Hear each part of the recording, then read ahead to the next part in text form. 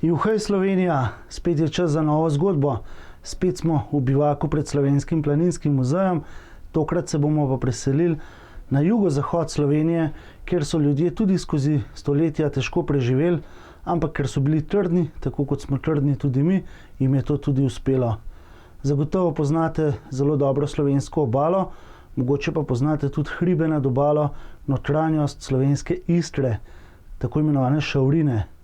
No, tam so živeli tudi kleni ljudje, ki so se morali prebijati skozi življenje, bilo je pa kar težko.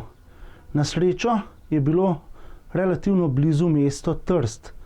Trst je bila največja avstrijska luka, drugo najpomembnejše mesto v avstrijskem cesarstvu in pa v avstro-ogrski monarhiji.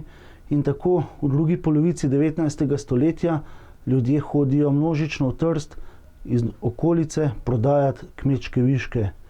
In v Šavrinih so bile zelo poznane ženske, predvsem tiste neporočene, če bila pa revščina preveč huda, so morale pa to dejavnost opravljati tudi po poroki.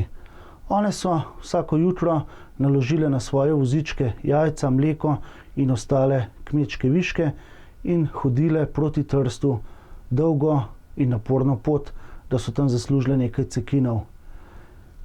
Tržačani so jih imenovali šavri oziroma šavre.